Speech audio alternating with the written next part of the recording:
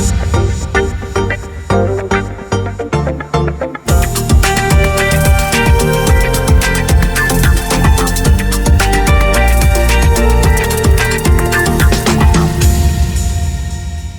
bonsoir tout le monde, bienvenue à la séance ordinaire du lundi 7 avril 2025. Donc au niveau de l'adoption de l'ordre du jour, nous avons deux ajouts. Donc au 16.1, nomination au poste de technicienne polyvalente des finances, c'est une nouvelle employée. Et au 16.2, suspension sans solde d'un employé col blanc. Est-ce que j'ai un proposeur pour l'ordre du jour? J'en fais la proposition. Mme Gravel, il faut appuyer. J'appuie. Mme Piatro, tout le monde d'accord? Oui. Consultation publique. Donc 3.1. Amendement du plan d'urbanisme révisé numéro 2018-737-6 afin d'assurer la concordance au schéma d'aménagement révisé suite à l'entrée en vigueur du règlement de la MRC d'Argenteuil numéro 68-33-24. Donc, si ce projet de règlement vise à permettre les activités agro-industrielles en zone agricole sous certaines conditions par le biais d'un projet particulier de construction, de modification ou d'occupation d'immeubles, soit un PPC-moi. C'est une concordance, on le dit, donc ce changement au niveau de la MRC, on vient appliquer notre règlement, modifier notre règlement pour s'adapter. Donc, c'est une modification à l'adoption du projet de règlement numéro 68-33-24 de la MRC d'Argenteuil. Et ce projet de règlement ne contient pas de dispositions propres à un règlement susceptible d'approbation référendaire. Donc ici, c'est une salle de découpe, comme on a déjà expliqué dans les séances précédentes. Est-ce que j'ai des questions dans la salle sur ce dossier? Au 3.2, amendement du règlement de zonage numéro 2013-739, afin d'assurer la concordance au schéma d'aménagement révisé suite à l'entrée en vigueur du règlement de la MRC d'Argenteuil numéro 68-33-24. Donc, si ce projet de règlement vise à élargir à l'ensemble du territoire les dispositions applicables aux zones à risque de mouvement de terre, de terrain, de zones d'érosion et de zones de pente forte. L'ensemble de la ville est visé par le projet de règlement. Cette modification est requise en vertu de l'article 58 de la loi sur l'aménagement de l'urbanisme pour tenir compte d'une modification du schéma. Donc, encore une fois, c'est une modification qui a été faite au niveau de la MRC sous le règlement numéro 68-33-24. Et ce projet de règlement ne contient pas de dispositions propres à un règlement susceptible d'approbation référendaire. Est-ce que j'ai des questions dans la salle sur ce dossier? Au 3.3, amendement du règlement sur les PPC-moi numéro 2015-768, afin d'assurer la concordance au schéma d'aménagement révisé suite à l'entrée en vigueur du règlement de la MRC d'Argenteuil numéro 68-33-24. Donc, ce projet de règlement vise à permettre les activités agro-industrielles en zone agricole sous certaines conditions par le biais d'un projet particulier PPC-moi. L'ensemble de la ville est soumis à ce projet de règlement. Cette modification est requise en vertu de l'article 58 de la loi sur l'aménagement de l'urbanisme pour tenir compte de modifications du schéma. Et encore une fois, ce projet de règlement ne contient pas de dispositions propres à un règlement susceptible d'approbation référendaire. Est-ce que j'ai des questions sur ce dernier dossier? J'ai dit dernier, c'est parce que c'est le dernier au niveau de la concordance. Maintenant, amendement du règlement de zonage numéro 2013-739 afin de modifier les dispositions sur le stationnement en façade des bâtiments principaux. Donc, ce projet de règlement a pour but de renforcer la réglementation actuelle afin d'intervenir lors des situations où un véhicule est stationné en cours avant d'un immeuble. L'ensemble de la ville est visé par le projet de règlement. Cette modification est l'initiative du conseil municipal de La Chute et ce projet de règlement contient des dispositions propres à un règlement susceptible d'approbation référendaire.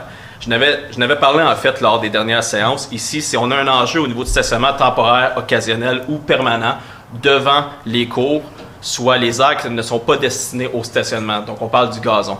Donc, cette réglementation ici va venir nous permettre de pouvoir renforcer le règlement et pouvoir agir pour interdire ça et imposer le fait qu'un stationnement doit être fait sur l'aire de stationnement d'une résidence. Est-ce que j'ai des questions dans la salle sur ce dossier?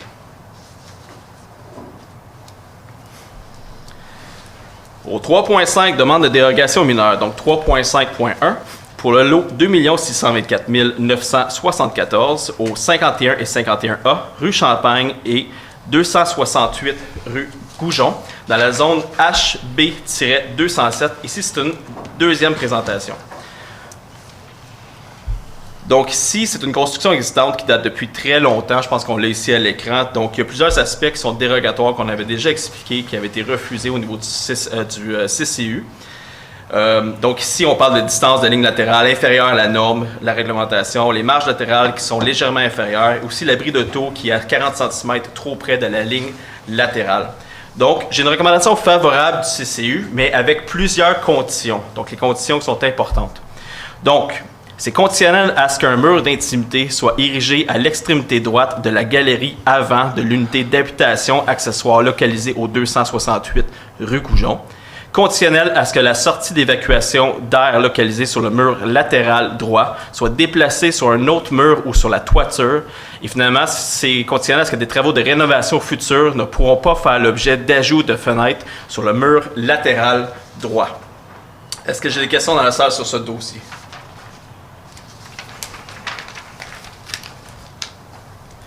Au 3.5.2 pour le lot 3 37 326 au 691 avenue d'Argenteuil dans la zone DES-519. Donc ici, c'est afin de régulariser l'implantation du garage détaché à une distance de 1,7 m du bâtiment principal au lieu d'être implanté à une distance minimale de 3 m du bâtiment tel que le prescrit notre règlement. Aussi afin de régulariser l'implantation du garage détaché à une distance de 2,10 m de la ligne latérale droite de la propriété, au lieu d'être implanté à une distance minimale de 3 m de la ligne latérale de propriété. Ici, encore une fois, j'ai une recommandation favorable de notre... Pardon.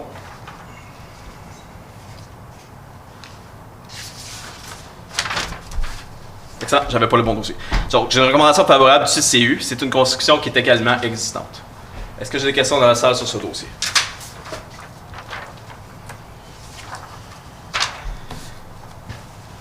Et dernier point de la demande de dérogation mineure pour le lot 3 37 310 au 544 avenue d'Argenteuil dans la zone HA-419.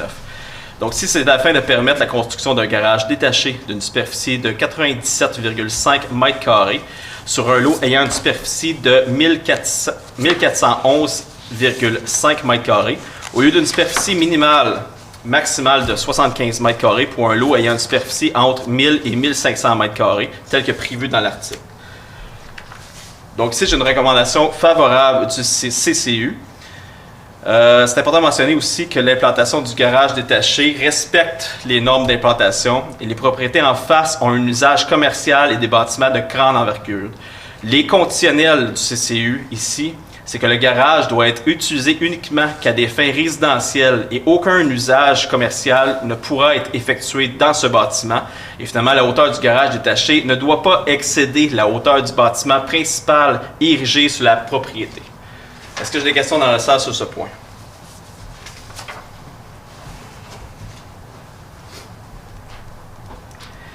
Au point 4, adoption du procès-verbal de la séance du Conseil tenue au cours du mois de mars 2025. Donc ici, on parle de la séance ordinaire du 3 mars 2025. Est-ce que j'ai un proposeur? Je peux en faire la proposition, M. le maire. Mme Viato, et pour appuyer? Je peux l'appuyer. M. David, tout le monde d'accord? Oui. Oui. Au point 5, résumé de la correspondance d'intérêt public. Mme Murray? Merci.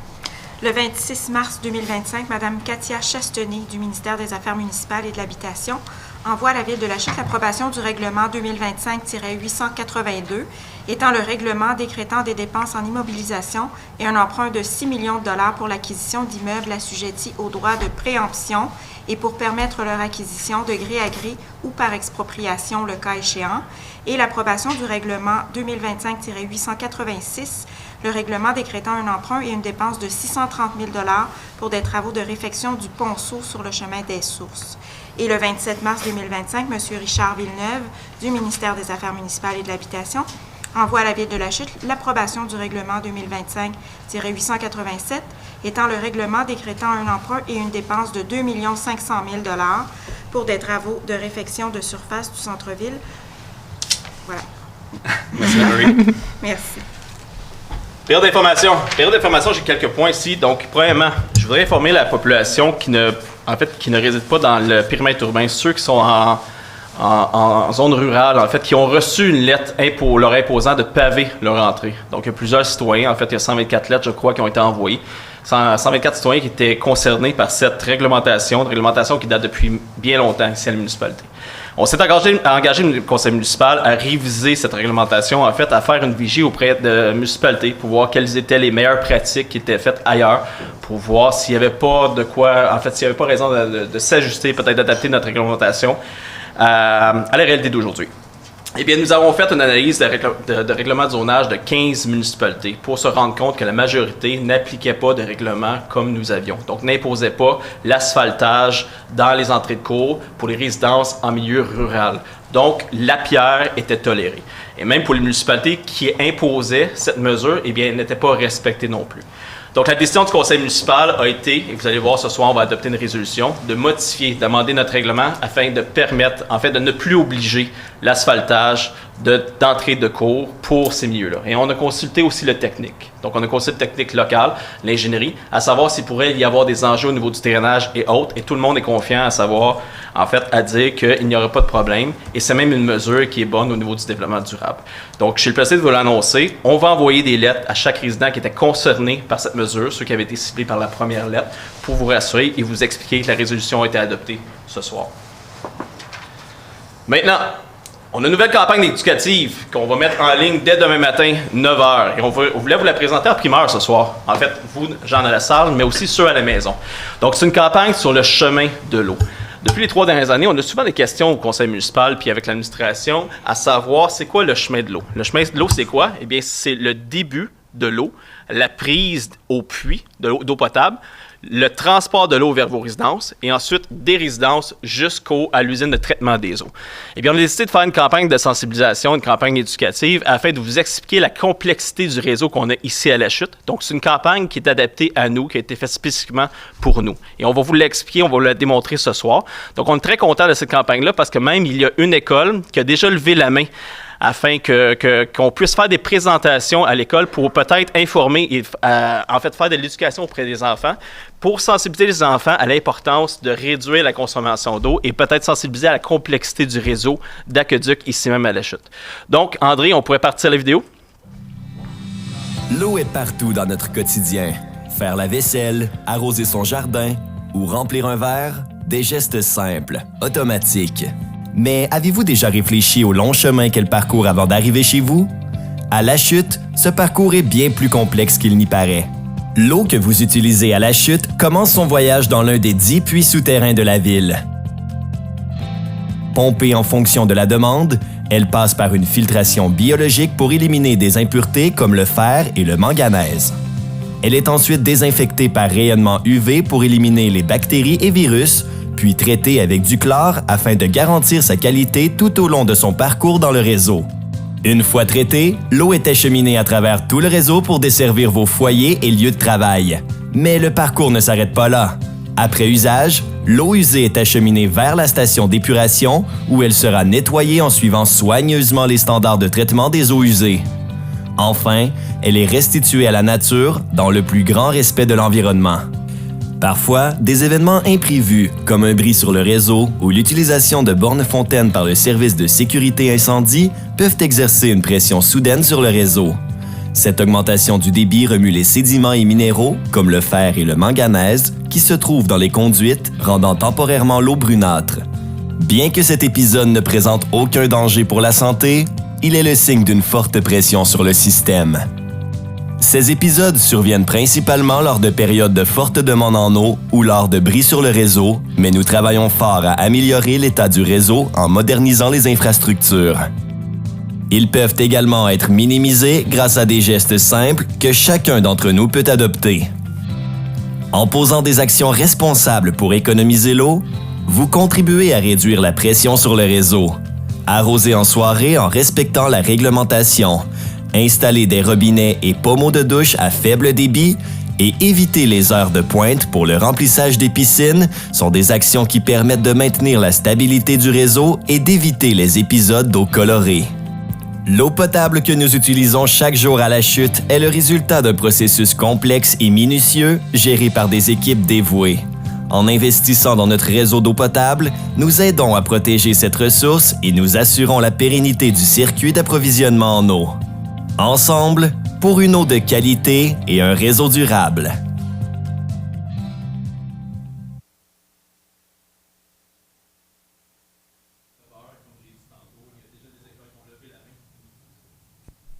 Tu m'entends? Désolé, j'avais oublié d'ouvrir mon micro. Donc, la campagne de sensibilisation va débuter demain à 9h sur les réseaux sociaux de la Ville de la Chute, également sur le site web.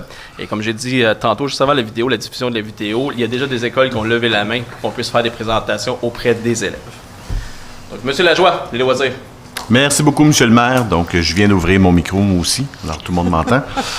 Alors, quelques points d'information pour le mois d'avril. Donc, première diapositive. Alors, depuis le 5 avril, vous pouvez commencer la session du printemps au niveau des loisirs et de la vie communautaire. Donc, on vous invite à aller voir toute l'information au lachute.ca/loisirs avec un S. Et il y a aussi sur la page Facebook de la Ville de la Chute, il y a une multitude d'informations et je le reprends à chaque mois. Donc, dans le dépliant de la Ville de la Chute, loisirs et culture pour le printemps 2025, tant au niveau de la bibliothèque qu'au niveau des activités sportives et culturelles de la Ville de la Chute. Donc, il y a des exemplaires dans tous les points de service de la ville, donc bibliothèque, à l'entrée de l'hôtel de ville et aussi dans d'autres points de service.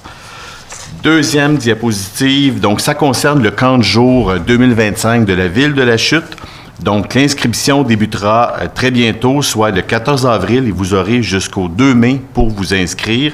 Encore une fois, toutes les informations sont disponibles sur le lachute.ca. Vous pouvez aussi appeler à la Ville de la Chute et ils vont vous transférer au département de loisirs si vous avez besoin d'explications. Donc, le numéro de téléphone est le 450-562-3781. Et bien sûr, vous pouvez aussi utiliser la page Facebook de la Ville de la Chute. Donc, prochaine diapositive, c'est la conférence, une conférence sur l'importance des sols, donc sol S-O-L-S, donc pour les 18 ans et plus.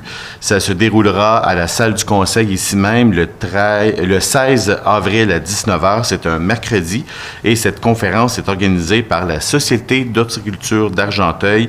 Donc le printemps est souvent synonyme de pousse. Donc, c'est important. Alors, une très bonne conférence.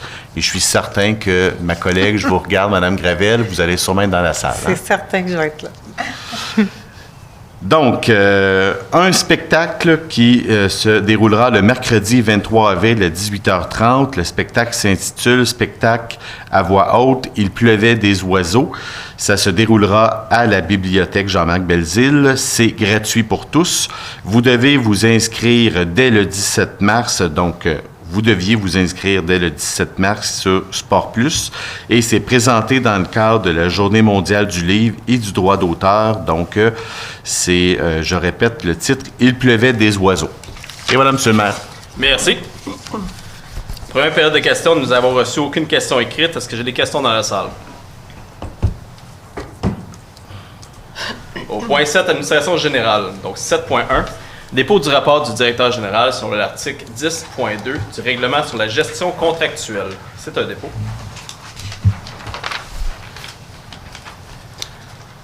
Au 7.2, dépôt du rapport annuel sur l'application des règlements sur la gestion contractuelle 2021-843 et 2024-875 de la Ville de la Chute pour la période du 1er avril 2024 au 31 mars 2025. Donc, si c'est un dépôt, mais je suis plaisir de vous dire qu'il n'y a aucune plainte qui a été reçue concernant l'application du règlement. Au 7.3, rapport du Conseil concernant la déclaration des intérêts pécuniaires de Monsieur le conseiller Hugo Lajoie. Maître Murray. Alors, à titre de greffière des archives de la municipalité et secrétaire du Conseil, et conformément à l'article 360.1 de la Loi sur les élections et les référendums dans les municipalités, je fais rapport au Conseil de la réception d'un avis écrit daté du 23 mars 2025 provenant de Monsieur le conseiller Hugo Lajoie, à l'effet qu'un changement significatif a été apporté à sa déclaration des intérêts pécuniaires déposée en séance le 2 décembre 2024. J'en profite pour rappeler aux membres du Conseil qu'ils doivent m'aviser par écrit de tout changement significatif apporté aux renseignements contenus dans leur déclaration, et ce, dans les 60 jours suivant le changement. Merci. Au 7.4, appui à la Ville de Blainville dans le dossier Stablex, c'est le projet de loi numéro 93. Mme Cyr Desforges. Merci, M. le maire. Alors oui, c'est un projet de loi 93. Je pense que la plupart des gens ont vu là, sur les manchettes les derniers temps. Ce projet concerne notamment le transfert de propriété d'un immeuble de la Ville de Blainville qui a été présenté à l'Assemblée nationale de Québec le 27 février dernier. par la ministre des Ressources naturelles.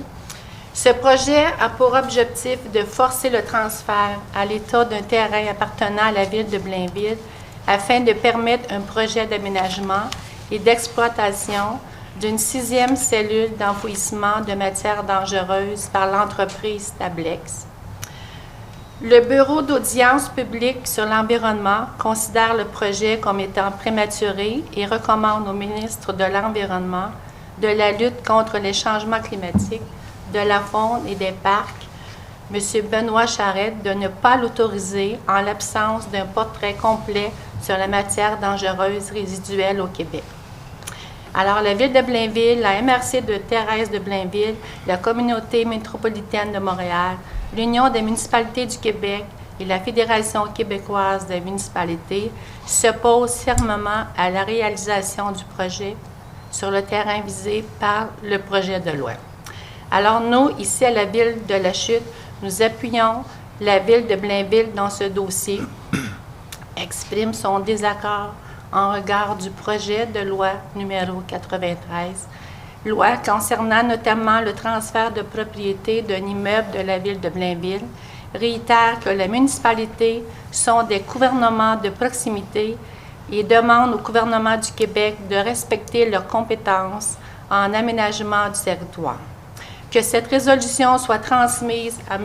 François Legault, Premier ministre du Québec, Mme Maïté Blanchette-Vézina, ministre des Ressources naturelles et des Forêts, M. Benoît Charette, ministre de l'Environnement et de la lutte contre les changements climatiques, Mme André Laforêt, ministre des Affaires municipales, Mme Agnès Grondin, députée de la circonscription d'Argenteuil, au Conseil des préfets et des élus de la région des Laurentides et à la Ville de Blainville. Merci. Dossier très important. Donc, proposé par le ministère des Forges et pour appui. Je vais appuyer. Mme Gravel. Monsieur le maire, Madame la greffière, considérant mon emploi actuel au gouvernement du Québec, j'aimerais m'abstenir du vote, s'il vous plaît. Absolument. Donc, à l'exception de M. Lajoie, tout le monde d'accord? Oui. Au 7.5, mise en disponibilité de fonds pour l'achat d'équipements informatiques pour le parc Ayers. M. Lajoie.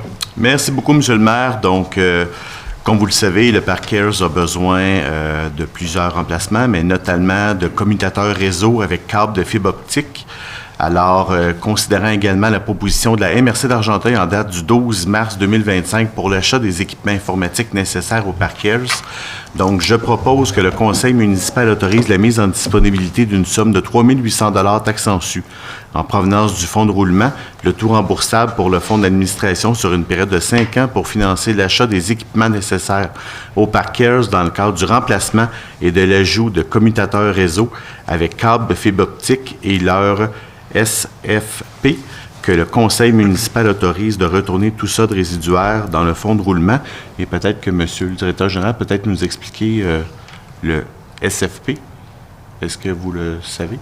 Non? Alors, je vous prends. C'est du commutateur. Parfait. D'accord. Alors, voilà, monsieur le maire. M. Lajoie et pour appui. Je vais l'appuyer. Tout le monde d'accord? Oui. Pour votre information, M. Lajoie, SFP, si vous aviez lu le dossier, module pour brancher la fibre optique. Donc, vous devriez dire ça à monsieur le directeur général aussi. 7.6, acquisition du terrain dans la zone inondable de la Rivière-du-Nord. C'est le lot 3 39 706. C'est la rue Lorrain. Monsieur David. Ouf, j'ai lu le dossier. Alors, considérant que la Ville de la Chute, on a comme intérêt vraiment important de protéger les citoyens puis de mettre en valeur les espaces bleus et les espaces verts ici, ce qu'on vient faire, c'est utiliser notre droit de péremption dans une zone inondable. Donc, le secteur, le terrain qu'on va chercher dans une zone inondable près du secteur de la rue Lorrain. Donc, il est proposé que la Ville de la Chute acquiert à M. Jean Lantier le lot numéro 3 039 607 du cadastre du Québec, circonscription foncière d'Argenteuil, d'une superficie de 1887,10 mètres carrés, que le prix de vente soit de 20 700 $, incluant les taxes applicables s'il y a lieu, le tout payable à même le règlement d'emprunt 2025-882. que les frais de préparation et de publication du contrat notarié ainsi que le choix de notaire incombe à la Ville de la Chute et finalement que le maire et la directrice service des affaires juridiques et greffières soient autorisés à signer le document requis pour donner en plein effet aux présentes, dont l'offre d'achat et l'acte de vente à intervenir. Parfait, merci. Donc, proposé par M. David et pour appuyer. Je vais appuyer. Sur la Rose, tout le monde d'accord? Oui.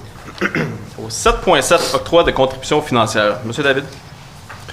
Toujours la partie le fun du conseil où est-ce qu'on vient supporter différents organismes ici à la Chute. Donc, il est proposé que le conseil municipal accorde une aide financière ponctuelle et non récurrente aux organismes, individus et projets suivants. Donc, 3 contributions financières, un 500 $ à Mouvement Personnes d'abord à titre de contribution financière dans le cadre de levée de fonds durant la semaine de la déficience intellectuelle sous forme d'un souper spaghetti tenu le 5 avril dernier. La deuxième contribution, c'est un 500 $ également à l'association sportive Primo pour Loïc Gagnon-Kennel, résident de la Chute, à titre d'aide financière dans le cadre du tournoi Ravenna Cup en Italie du 15 au 21 avril 2025. Et finalement, 7 500 $ à les productions La Cour des Miracles à titre de contribution financière dans le cadre de leur programmation toujours aussi impressionnante annuelle 2025. Merci. Encore une fois proposé par M. David et pour appuyer. Je vais appuyer. Mme Desforges, tout le monde d'accord? Oui. Oui. Au 8.1, compte à payer, fonds d'administration et fonds d'immobilisation. Approbation des listes des comptes à payer en date du 7 avril 2025. M. Lajoie. Merci, M. le maire. Donc, il faut payer les comptes mensuellement. Donc, je propose que les comptes à payer soient approuvés tels que présentés pour des montants de 2 925 319,2 et de 707 429,62 payables respectivement par les fonds d'administration et d'immobilisation. Merci. Proposé par M. Lajoie. Qui veut appuyer? Je vais l'appuyer. Mme Gravel, tout le monde d'accord? Oui. Réglementation, donc 10.1. Dépôt du certificat quand la procédure d'enregistrement tenue le 25 mars 2025 concernant le règlement 2025-885. Donc, si c'est un dépôt, mais le nombre de demandes faites est de 0, donc en conséquence, le règlement est réputé approuvé. Au 10.2, dépôt de certificat quand à la procédure... Mais écoutez, je vais vous dire, j'ai oublié de mentionner, c'est pour le programme d'aide financière pour la mise aux normes des installations septiques. Maintenant, au 10.2, dépôt de certificat quand la procédure d'enregistrement tenue le 25 et 26 mars 2025 concernant le règlement 2025-888. Donc ici, c'est pour des travaux de réfection des rues Edwin et Saint-Jacques. Encore une fois, le nombre de demandes faites est de 0. Donc, le règlement est réputé approuvé. Au 10.3, adoption du règlement décrétant un emprunt et une dépense de 875 000 pour l'achat de divers véhicules pour les travaux publics. Monsieur Larose. Bonjour, M. le maire. Ceci, ça concerne l'achat d'un camion de façon à garder notre réseau en bonne condition. Donc, l'avis de motion du présent règlement a été dûment donné lors de la séance du Conseil tenue le 3 mars 2025 et qu'un projet de règlement a été déposé à cette même séance. Donc, une copie règlement a été mise à la disposition du public dès le début de la présente séance. Donc, je propose que le règlement, intitulé Règlement, décréter un emprunt et une dépense de 875 000 $ pour l'achat de divers véhicules pour les travaux publics soit adopté. Que le maire et la directrice service des finances et trésorière ou la trésorière adjointe soient autorisés à signer tous les documents requis aux fins de ce règlement, notamment ceux relatifs aux emprunts temporaires et ce pour un montant excédant pas 875 000 $ remboursable à même des produits et de vente des obligations devant être émises pour le financement des achats. Merci. Proposé par M. Larose et pour appui. Je vais appuyer. Mme Desforges, tout le monde d'accord? Oui. Au 10.4.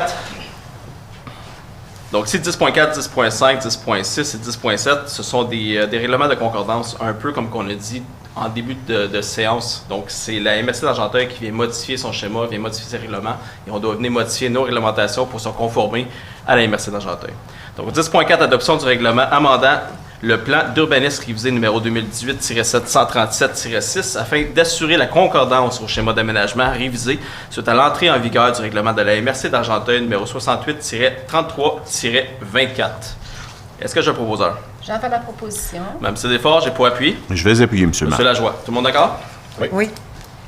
Au 10.5, adoption du règlement amendant le règlement sur l'application des règlements d'urbanisme 2013-738 afin d'assurer la concordance au schéma d'aménagement révisé suite à l'entrée en vigueur du règlement de la MRC d'Argenteuil numéro 68-33-24. Est-ce que j'ai un proposeur? Je vais en faire la proposition. Monsieur Lajoie, pour appuyer. Je vais appuyer. Mme Grével, tout le monde d'accord? Oui. Au 10.6, adoption du règlement amendant le règlement de zonage numéro 2013-739 afin d'assurer la concordance au schéma d'aménagement révisé suite à l'entrée en vigueur du règlement de la MRC d'Argenteuil numéro 68-33-24. Est-ce que j'ai un proposeur? J'en fais la proposition. Mme Grével, et pour appui? Je vais appuyer. Mme Piatro, tout le monde d'accord? Oui. Et finalement, pour les concordances, adoption au 10.7, adoption du règlement amendant le règlement sur les PPC-MOI numéro 2015-768 afin d'assurer la concordance au schéma d'aménagement révisé suite à l'entrée en vigueur du règlement de la MRC d'Argenteuil numéro 68-33-24. Est-ce que j'ai un proposeur? Je vais en faire la proposition, Monsieur le maire. Mme Piatro, et pour appui? Je vais l'appuyer. Monsieur David, tout le monde d'accord? Oui. Oui. Au 10.8, amendement du règlement de zonage numéro 2013-739 afin de modifier les dispositions sur les stationnements en façade des bâtiments principaux. Ça ici, c'est le point 3.4 de l'autre jour que vous avez en main, de l'autre jour de ce soir. Donc, si je vous explique, je l'ai expliqué brièvement, mais je vous l'explique de façon plus officielle. Donc, cette modification a pour but de renforcer la réglementation afin d'intervenir lors des situations où un véhicule est stationné en cours avant d'un immeuble. Le stationnement temporaire, occasionnel ou permanent de tout véhicule ou remorque est interdit sur le gazon, la terre battue ou sous tout autre matériau non conçu à cet effet dans la cour avant. Les véhicules ou les remorques doivent être stationnés uniquement aux endroits prévus à cet effet, soit les cases de stationnement. Donc, au 10.8.1 pour l'adoption d'un second projet de règlement, est-ce que j'ai un proposeur? Je peux en faire la proposition. Monsieur David, et pour appuyer? Je vais appuyer. Monsieur Larose, tout le monde d'accord? Oui. Oui. Au 10.9, règlement omnibus amendant le règlement sur l'application des règlements d'urbanisme numéro 2013-739 afin de modifier diverses dispositions. Donc, au 10.9.1, j'ai besoin d'un nom pour déposer l'avis de motion. Je vais vous donner mon nom. Monsieur Larose. Et avant d'expliquer pour le 10.9.2, ici, c'est en lien avec ce que j'ai mentionné en début de séance. Donc, ici, c'est les 15 municipalités qu'on a évaluées pour faire le changement au niveau de notre réglementation qui fait que nous n'aurons plus l'obligation de paver les entrées de cours pour les... Désolé, je me perds dans mes mots, pour les citoyens qui sont en milieu ruraux. Donc, pas les citoyens qui sont en périmètre urbain, mais les citoyens qui sont en milieu ruraux. Donc, on vient amender notre règlement qui n'aura plus cette obligation-là. Donc, le pavage en pierre sera dorénavant permis. Ici, c'est un avis de motion, dépôt d'une adoption d'un projet de règlement, et par la suite, on doit entamer la modification de règlement qui prend généralement 3 mois.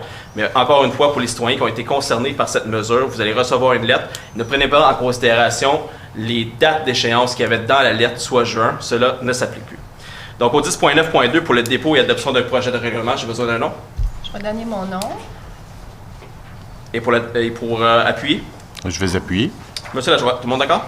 Oui.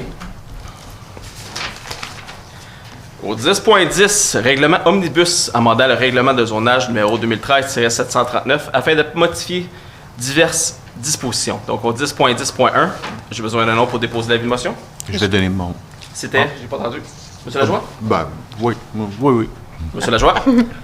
Maintenant, ici encore, c'est un omnibus, mais il y a plusieurs mesures qui ont été soit ajoutées ou retirées du règlement d'urbanisme. Donc, quelques exemples. Au niveau des retraits, eh bien, modification de la définition de serre. On est venu la modifier. C'est pas un retrait, on est venu la modifier, pardon. Ensuite, on a fait une correction au niveau d'une coquille dans le croquis des cours. On est venu modifier également le nombre de copies qui étaient requis lorsqu'on faisait une demande de permis. Honnêtement, c'était beaucoup trop lourd d'un point de vue bureaucratique, là, donc on est venu le réduire. Ensuite, retirer l'obligation du propriétaire d'aviser l'inspecteur avant de remblayer son installation septique. L'installateur le fait déjà, donc on le retire. Et retirer l'obligation d'un permis pour un spa, pour un panneau publicitaire et pour une vente de garage. On est venu ajouter certaines dispositions par contre, donc ici des précisions que des dispositions sur les logements intergénérationnels sont les mêmes que les UHA, donc les unités d'habitation accessoires. Vous savez, on le permet maintenant à la chute. Il y a très peu de municipalités qui le permettent. Ça permet une densité douce. Eh bien, les dispositions sont les mêmes que l'intergénérationnel. Et finalement, ajustement des superficies pour certains types de bâtiments accessoires. Donc, on est juste venu préciser ces choses-là. Donc, le tout est inclus dans ce règlement omnibus. Donc, on était au 10.10.2 pour le dépôt et adoption de projet de règlement. Qui propose? Je vais en faire la proposition. Mme Gravel, et pour appuyer? Je vais appuyer. Mme Pilatro. Tout le monde d'accord? Oui. Au 10.11, règlement amendant le règlement de lotissement numéro 2013-740 afin de modifier les dispositions sur les frais de parc. Donc 10.11.1, j'ai besoin d'un nom pour déposer l'avis de motion. Je peux donner mon nom pour l'avis de motion. Merci. Donc, il y a eu plusieurs changements de zonage. Vous avez vu dans les derniers mois, on a refait plusieurs grilles, on a inclus des zones, on a divisé des zones également. Donc, ici, c'est tout simplement pour inclure les dispositions de frais de parc à l'intérieur des zones de nouveau développement. Donc, lorsqu'il y a un développeur qui décide de construire dans la municipalité, il doit réserver un certain pourcentage pour frais de parc. On le présente souvent dans le budget annuel en décembre. On a certains montants qui est ajouté à notre budget pour des frais de parc. Ça, c'est de l'argent qui rentre dans la municipalité ou une superficie qui est réservée pour les parcs. Donc, on vient tout simplement l'inclure au nouveau projet de développement. Donc, au 10.11.2, dépôt et adoption d'un projet de règlement. Qui propose? Proposition. M. Larose, et pour appuyer. Je vais appuyer. Un petit Desforges. Tout le monde d'accord? Oui. Oui. Au 10.12, règlement amendant le règlement PIA numéro 2013-742 afin d'ajouter la zone CA-410-1 aux dispositions du PIA-12. Donc, ici, c'est le secteur du Walmart et du centre d'achat. Il y a eu des changements qui ont eu lieu dans le passé pour que ça devienne une affectation régionale, donc au niveau de la MRC et tout. Mais cette mesure, les dispositions du PIA-12 ont été oubliées. Donc, on vient les rajouter afin de se conformer. Corriger la situation, je devrais dire. Donc, à 10.12.1, j'ai besoin d'un nom pour déposer l'avis de motion. Je donne l'avis de motion. Mme Desforges, j'ai 10.12.2, dépôt et adoption d'un projet de règlement. Qui propose? Je vais proposer. M. Lajoie, et qui souhaite appuyer. Je vais appuyer. Mme Gravel, tout le monde d'accord? Oui. Au 10.13, amendement du règlement sur les PPC-MOI numéro 2015-768 afin de permettre les usages H4 habitation en commun ou P1 communautaire de voisinage. Donc, au 10.13.1, j'ai besoin d'un nom pour déposer l'avis de motion. Je peux donner l'avis de motion. Mme Vicatreau. Donc, ici, cette modification a pour but de définir les projets d'habitation en commun qui seraient admissibles. Donc, le type de projet. Donc, pour les projets qui soient admissibles, il doit respecter les exigences suivantes. Donc, le terrain doit être situé dans le périmètre d'urbanisation. Le terrain doit être desservi par le réseau d'aqueducs et d'égouts. Et finalement, il doit respecter les objectifs du plan d'urbanisme. Donc, c'est des ajouts. Au 10.13.2, dépôt et adoption d'un projet de règlement. Qui souhaite proposer? Je peux proposer. M. David. Et pour appuyer? Je vais appuyer. M. Larose, tout le monde d'accord? Oui. 11.1. Renouvellement de la convention collective des employés col bleu de la FTQ 2025-2029 et autorisation de signature. Donc, premièrement, j'aimerais remercier toutes les parties prenantes qui ont participé à la négociation au niveau de notre comité, ici au niveau des élus, le comité d'administration, le comité de négociation, mais également au niveau du syndicat. Honnêtement, on a eu une très belle négociation sur une période de 2 mois. En fait, il y a eu 3 rencontres. Ça s'est bien déroulé avec une très belle collaboration. Et ça, honnêtement, c'est vous, chers citoyennes et citoyens, qui sont gagnants de ça. Parce qu'on n'a pas été obligé d'allonger la négociation. Ça a été très facile des deux côtés. Et ça, je souhaite sincèrement remercier toutes les parties prenantes. Donc, un petit rappel sur les dates importantes. Donc, les parties ont convenu d'une entente de principe le 26 mars 2025. Les textes ont été approuvés, les textes finaux, en date du 2 avril 2025. Et finalement, les membres du syndicat de la section locale ont accepté l'entente de principe le 2 avril 2025, ce qui fait qu'aujourd'hui, nous pouvons adopter la résolution pour le renouvellement de la convention collective. Il y aura signature plus tard cette semaine. Alors, il est proposé que le conseil municipal accepte le renouvellement de la convention collective de travail des employés col bleu, section locale 2211, d'une durée de 5 ans, soit du 1er janvier 2025 au 31 décembre 2029. Que le directeur général adjoint, service de proximité, le directeur des services de travaux publics, la conseillère des services des ressources humaines et le directeur des services des ressources humaines soient autorisés à signer les documents relatifs au renouvellement de la convention collective des employés col bleu. Est-ce que j'ai un proposeur? J'en fais la proposition. M. Larose, et pour appuyer? Je vais appuyer. Mme Desforges, tout le monde d'accord? Oui. Au 11.2, dépôt du rapport aux membres du conseil municipal concernant l'embauche de personnel temporaire, service des affaires juridiques et greffe. Donc, c'est un dépôt, mais on souhaite la bienvenue dans l'équipe à Marcel Lévesque, qui sera un employé temporaire à durée déterminée pour le poste de technicienne juridique. Bienvenue dans l'équipe. Au 11.3, autorisation de signer la lettre d'entente SL 2188 2025-1 entre le syndicat canadien de la fonction publique, section locale 2188, soit l'École Blanc, et la Ville de la Chute. Monsieur David. Alors ici, c'est l'affectation temporaire de Julie Roch au poste de conseillère communication et médias. Donc, suite à une recommandation favorable du comité d'administration au conseil municipal, donc il est proposé que le conseil municipal autorise le directeur général adjoint service de proximité et le directeur service des ressources humaines à signer la lettre d'entente numéro SL 2180-2025-01 intitulée Affectation temporaire de Julie Roch au poste de conseillère communication et médias sociaux entre le syndicat canadien de la fonction publique et la ville de La Chute. Merci. Proposé par M. David et pour appuyer. Je vais appuyer. M. Larose. Tout le monde d'accord? Oui. Au 11.4, autorisation de signer la lettre d'entente SL 2188-2025-2 entre le syndicat canadien de la fonction publique, section locale 2188, encore une fois l'école Blanc, et la ville de La Chute. M. David. Donc ici, c'est pour maintenir le support de M. Gay là, à la Cour municipale. Donc le renouvellement de la convention collective mettait un terme à ce support sporadique. Donc la lettre d'entente permettra de recourir au service de M. Gay en cas de surcharge de travail dans le contexte de l'embauche récente des greffières adjointes. Donc, il est proposé ici que le conseil municipal autorise le directeur général, la greffière de la Cour municipale et le directeur service des ressources humaines à signer la lettre d'entente numéro SL 2100-25-25-02 intitulée Embauche de M. Daniel Gay à titre d'employé à statut temporaire entre le syndicat canadien de la fonction publique, section locale 2188 Col-Blanc et la ville de La Chute. Merci. Proposé par M. David et pour appuyer. Je vais appuyer. Mme Cyr Desforges. Tout le monde d'accord? Oui. Oui. 11.5, autorisation de signer la lettre d'entente SL 2211-2025-1 entre le syndicat canadien de la fonction publique, section locale 2211 FTQ, Col Bleu et la ville de La Chute.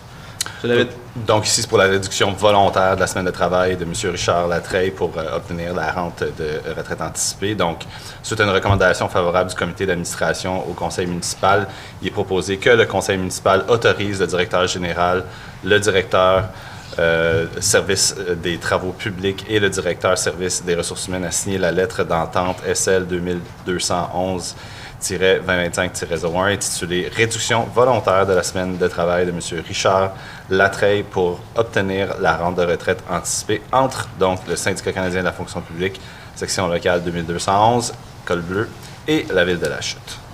Merci. Donc, proposé par M. David et pour appuyer. Je vais appuyer. M. Lajoie. Tout le monde d'accord? Oui. Oui. 11.6, nomination au poste de directeur service du génie par intérim et l'autorisation de signature d'un contrat de travail. Suite à l'absence de la titulaire du poste pour la durée d'un congé de maternité, on est très content pour elle et sa famille. Et aussi, suite à une recommandation favorable du comité de sélection, donc on vient proposer que le conseil municipal procède à la nomination de M. Sylvain Comeau au poste de directeur service du génie par intérim et que son traitement soit fixé selon ce qui est prévu dans l'annexe 1 de la politique de la ville de La Chute relative aux conditions générales de travail du personnel cadre adoptée par la résolution 395-11-2020 le 2 novembre 2020 et amendée par la suite par la résolution 267-07-2021 le 5 juillet 2021 et la politique et directive concernant la rémunération du personnel cadre par la résolution 297-08-2019 le 5 août 2019. Que l'entrée en fonction du directeur service génie par intérim soit fixée au 28 avril 2025 et finalement que le conseil autorise le directeur général et le directeur du service des ressources humaines à signer tel que présenté substantiellement le contrat de travail entre la ville de La Chute et M. Sylvain Comeau. Félicitations, Sylvain. Merci. Proposé par M. David et pour appuyer. Je vais l'appuyer. Mme Gravel. Tout le monde d'accord? Oui. Oui. 11.7, nomination au poste de chef de division, programmation municipale et développement des infrastructures de loisirs et autorisation de signature du contrat de travail. Donc, suite à une vacance du poste de chef de division et également suite à une recommandation favorable du comité de sélection ainsi que les discussions tenues avec l'employé, il est proposé que le conseil municipal procède à la nomination de Mme Josiane Bélanger au poste de chef de division programmation municipale de développement et développement des infrastructures de loisirs et que son traitement soit fixé selon ce qui est prévu à l'annexe 1 de la politique de la Ville de la Chute relativement aux conditions générales de travail du personnel cadre et amendé par la résolution 267-07-2021 le 5 juillet 2021 et la politique et les directives concernant la rémunération du personnel cadre adoptées par la résolution 297-08-2019 le 5 août 2019, que l'entrée en fonction de la chef de division programmation municipale et développement des infrastructures de loisirs soit fixée au 14 avril 2025 et finalement que le Conseil autorise le DG et le directeur des services des ressources humaines à signer, tel que présenté, le contrat entre la Ville de la Chute et Mme Josiane Bélanger. Félicitations, Josiane. Merci. Donc, proposé par M. David et pour appui, Je vais appuyer. Mme Filiatro. Tout le monde d'accord? Oui. 11.8, nomination au poste de pompier à temps partiel. C'est un nouvel employé. Alors, Des nouveaux employés, je devrais dire. Pardon? C'est des nouveaux employés. Exactement. Donc, suite à la nécessité de préparer la relève au sein de la brigade des incendies, puis la priorité qu'on en a faite dans les dernières années avec les investissements, je pense que c'est important. On est très content d'avoir de la relève ici. Et puis notre volonté à la Ville de maintenir un niveau de service qui est optimal. Donc, il est proposé que le conseil municipal nomme messieurs Brandon Tristan Vallée-Vinuesa et Charles Mignot, Félix Jacques, Samuel Lompré et Samuel Martin à titre de pompiers à temps partiel en date du 8 avril 2025, que les conditions de travail soient fixées en vertu de la convention collective de travail entre la Ville de la Chute et l'Association des pompiers et des pompières de la Chute, présentement en vigueur. Finalement, que l'embauche des candidats précités soit conditionnelle à ce que, d'une part, ceux-ci fournissent au service des ressources humaines un bien médical de bonne santé pour l'emploi de pompiers, et ce, dans un délai raisonnable de leur nomination, et d'autre part, que les candidats ne respectant pas l'annexe L intitulée « Obligation de délai de réponse, cartographie » de la convention collective en vigueur se voient octroyer dans un délai de 3 mois de leur nomination pour s'y conformer et ainsi respecter les conditions de maintien d'emploi. Merci. Proposé par M. David et pour appuyer. David appuyer. Sur la rose. Tout le monde d'accord? Oui. Oui. Au 12.1, autorisation de signature d'une entente intermunicipale relative à l'établissement de partenariat avec l'Université de Québec de Trois-Rivières pour les services d'un chercheur au post-doctorat. M. David. Toujours intéressant d'avoir des nouvelles pratiques. Celle-là va nous aider à réfléchir sur nos pratiques opérationnelles en lien avec le développement durable. Donc, on s'associe à d'autres villes et un chercheur, l'UQTR, qui va nous aider à réfléchir là-dessus sur nos procédures puis nos façons de faire.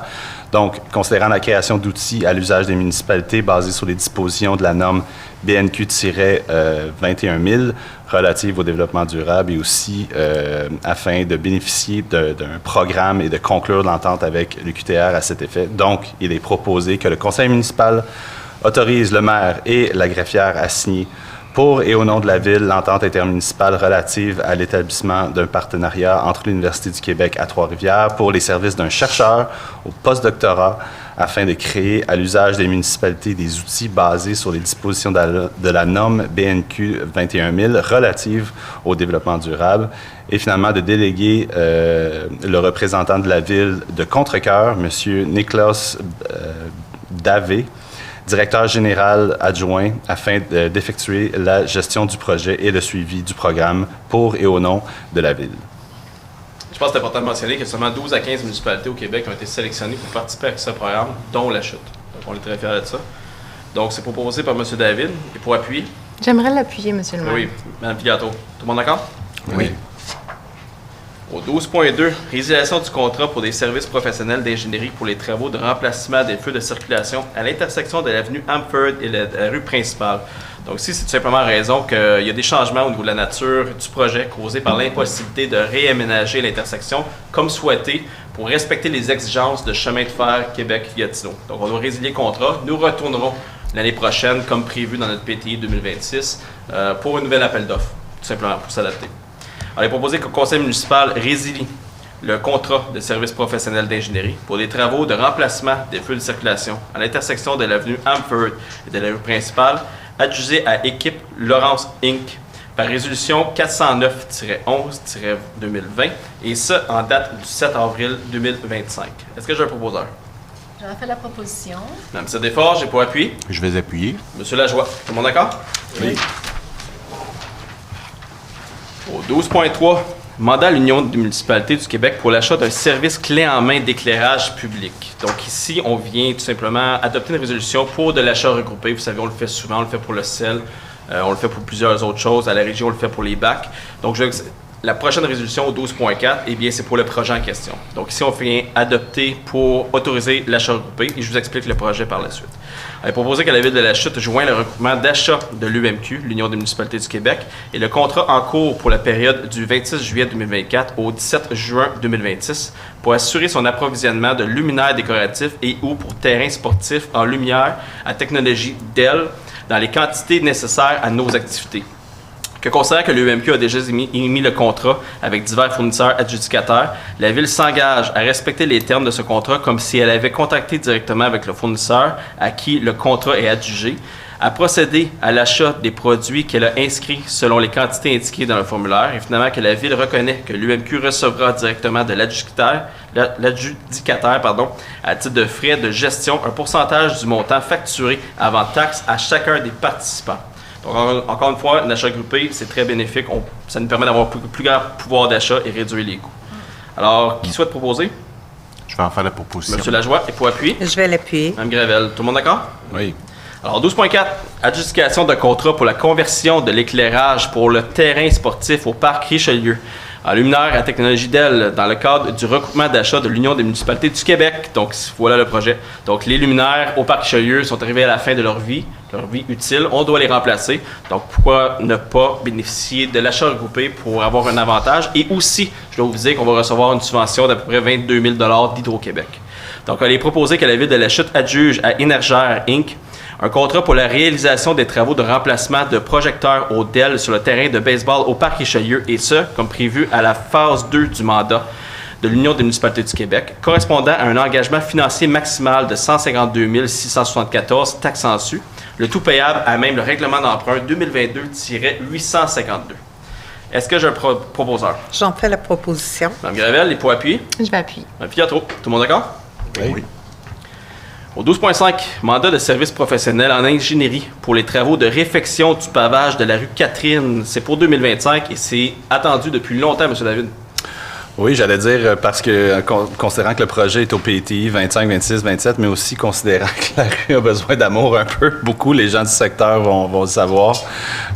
Donc, il est proposé ici que le conseil municipal mandate EFEL, Expert Conseil Inc., situé au 835 Monté-Masson à Terrebonne, pour les services professionnels en ingénierie pour les travaux de réfection du pavage de la rue Catherine en 2025 au montant de 25 675 $. Donc, ce montant-là, c'est pour l'étude des travaux, c'est pas pour les travaux, on a bien compris.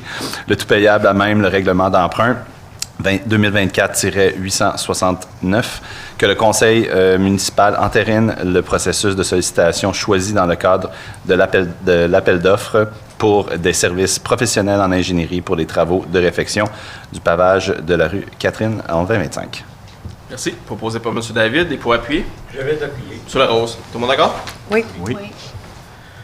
Au 12.6, adjudication du contrat pour les travaux de réfection de la conduite d'aqueduc sous le pont de la rue Millway. Vous savez, cette conduite, en fait, on a un bris de conduite il y a plusieurs années qui a occasionné plusieurs problématiques, même au niveau de l'alimentation en eau. Donc, on l'avait prévu au PTI 2025-2026 pour faire la réfection complète. C'est une conduite qui est assez dispendieuse à remplacer. Évidemment, elle est située sous l'eau. Donc, le bris avait eu lieu, vous vous souviendrez, lors des inondations. Donc, c'était difficile de trouver une bris de conduite d'eau pendant que c'était inondé. Bref.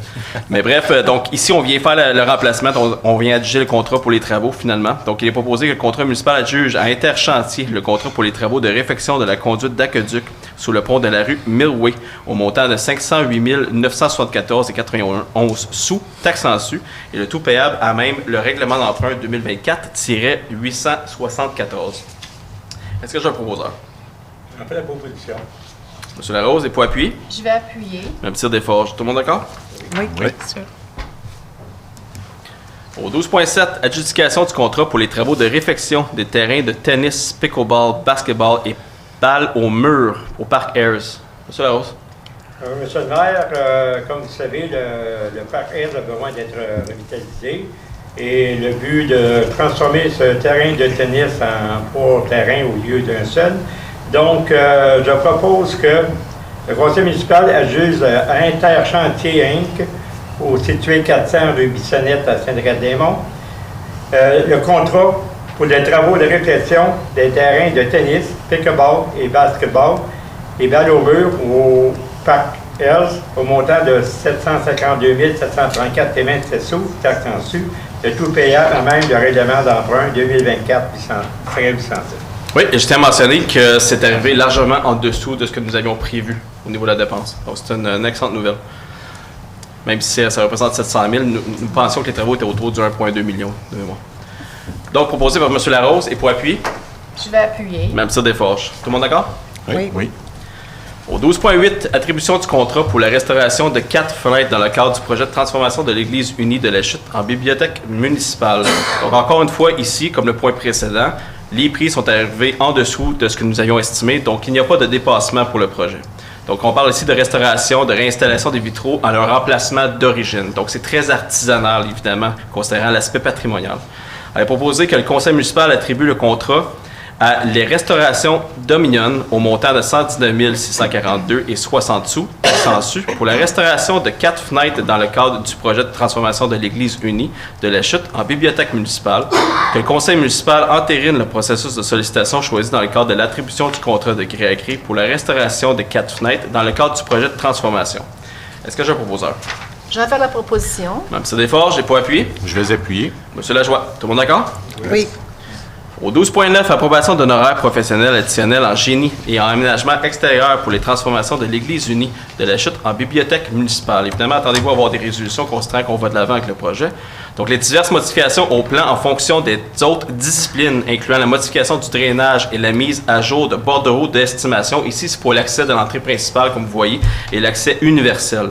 Alors, il est proposé que le conseil municipal approuve les honoraires professionnels additionnels de la firme Équipe Laurence Inc. pour diverses modifications des travaux en civil et en paysagement dans le cadre de la transformation de l'Église unie de la Chute en bibliothèque municipale au montant de 12 705 taxes en su, payable par le règlement d'emprunt 2010-713 tel qu'amendé. Est-ce que j'ai un proposeur? Je vais en faire la proposition. Monsieur Lajoie, et pour appuyer? Je vais appuyer. Mme Gravel, tout le monde d'accord? Oui.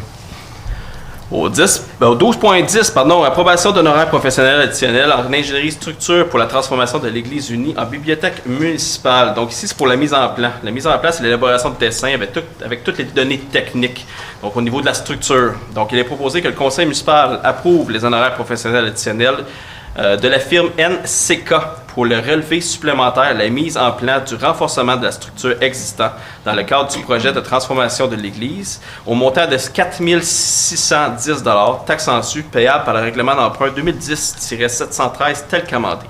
Est-ce que j'ai un proposeur? J'en fais la proposition. Mme Gravel, les points appuis. Je vais appuyer. Mme Piatto, tout le monde d'accord? Oui. Oui. Au 12.11, mise en disponibilité de fonds pour les travaux dans les cours d'eau sans nom se déversant dans l'émissaire pluvial sur le lot 3 037 442. Ici, c'est sur la rue des Bouleaux. Mme Desforges. Merci. Alors, à la séance du 2 décembre 2024, nous avons adopté une résolution demandant à la MRC d'Argenteuil de prendre en charge les travaux dans le cours d'eau sans nom se déversant dans l'hémisphère pluvial sur le lot 3 037 442 du cadastre du Québec, rue des Bouleaux. La totalité des coûts des travaux effectués à la ville de la Chute par la MRC d'Argenteuil. Ce projet était déjà inscrit au PTI 25-26-27.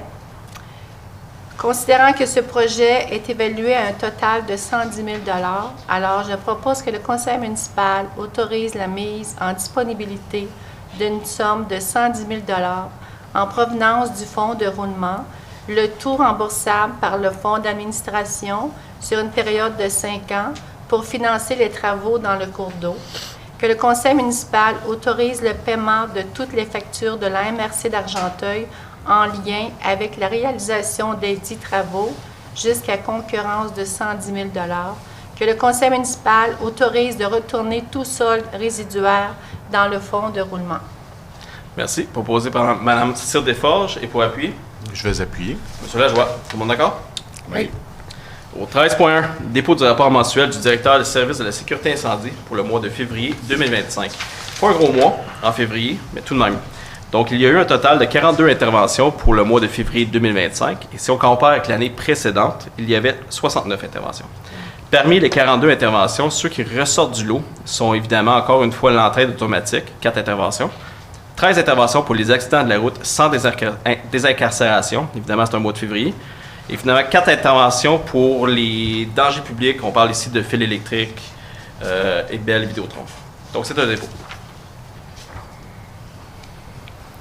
Au 13.2, attribution d'un contrat pour un mandat de formation sauvetage sur glace et en eau froide pour le service de la sécurité incendie. Donc, ici, la volonté du Conseil est toujours d'assurer une bonne formation à nos pompiers, en fait, pour assurer leur sécurité, mais aussi la sécurité des citoyens, surtout ici, lorsqu'on a une intervention sur eau et sur glace. Vous savez, la rivière du Nord traverse notre centre-ville, traverse notre ville.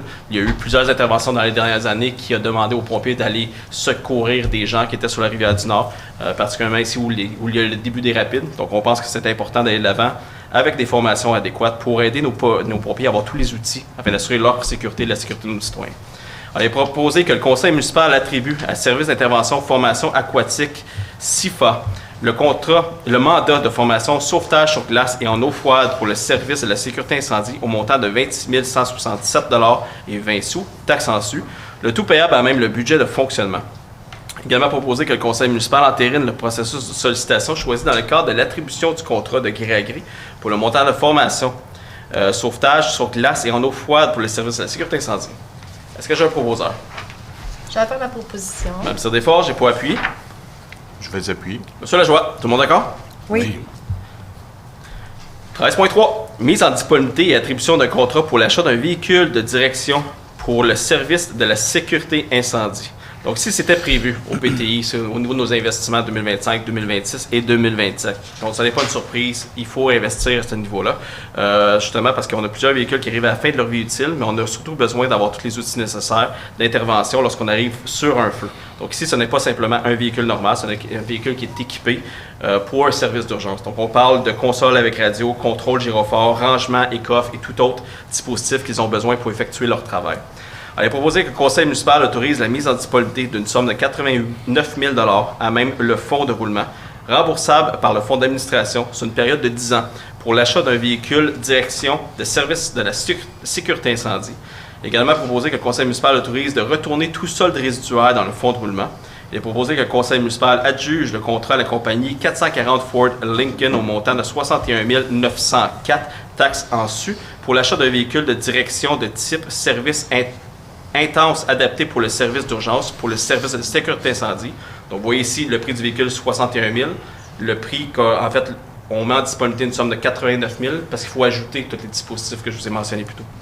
Que le Conseil municipal entérine le processus de sollicitation choisi dans le cadre de l'attribution du contrat de gré à gré pour l'achat du dit véhicule pour le service de la sécurité incendie. Est-ce que j'ai un proposeur? Je vais en faire la proposition. Monsieur Lajoie, et pour appuyer? Je vais l'appuyer. Mme Gravel, tout le monde d'accord? Oui.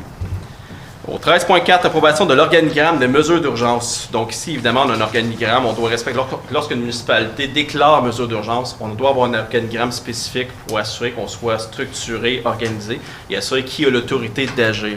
Donc ici, le grand changement de l'organigramme, c'est qu'on vient essentiellement ajouter notre DGA, M. André Primeau, et on vient confirmer par la suite tous les autres postes. Alors, il est proposé que le Conseil municipal approuve l'organigramme déposé séance tenante. Que M. Benoît Gravel, directeur général, soit désigné coordonnateur des mesures d'urgence en cas de déclenchement des mesures d'urgence. Que M. André Primeau, directeur général adjoint, service de proximité, soit confirmé adjoint ou substitut, le cas échéant, au coordonnateur des mesures d'urgence. Évidemment, il est proposé que M. Alain Saint-Jacques, directeur service de la sécurité incendie, soit confirmé dans son rôle de coordonnateur auprès de la Direction générale de la sécurité civile et mandataire pour la mise en place et la tenue à jour des plans de mesures d'urgence ainsi qu'adjoint ou substitut au coordonnateur de mesures d'urgence. Est-ce que j'ai un proposeur? J'en fais la proposition. Mme Gravel, et pour appuyer? J'appuie. Mme Piatto, tout le monde d'accord? Oui. 14.1, dépôt du rapport des permis et inspections pour le mois de février 2025. Donc, au niveau des permis de construction, nous avons reçu une demande de permis pour une trifamiliale pour une valeur de 500 000 $. et une demande de permis pour une valeur de 1,2 million. Ici, on parle d'une multifamiliale pour un sous-total des demandes de permis de construction pour le mois de février 2025 à 1,7 million. Si on compare avec 2024, eh bien, nous avions une valeur de 408 000. Maintenant, pour les permis de transformation, de réparation ou de rajout pour les valeurs de 50 000 et plus, 2 demandes de permis pour une valeur totale de 125 000 et pour les valeurs de moins de 50 000, 9 demandes de permis pour une valeur de 68 000 qui nous donne un sous-total pour le permis de transformation, de réparation et de rajout à 193 000 pour un grand total pour le mois de février 2025 à 1,8 million pour les demandes de permis. Ensuite, au niveau des interventions, en fait, au niveau des appels, je devrais dire au niveau des requêtes, nous avons reçu 110 requêtes reçues. Ensuite, total des requêtes complétées, 171. Donc, encore une fois, on a complété plus de requêtes que reçues. Il y a des rattrapages. Ensuite, au total des appels faits, 217. Et total des appels reçus, 52. C'est tout.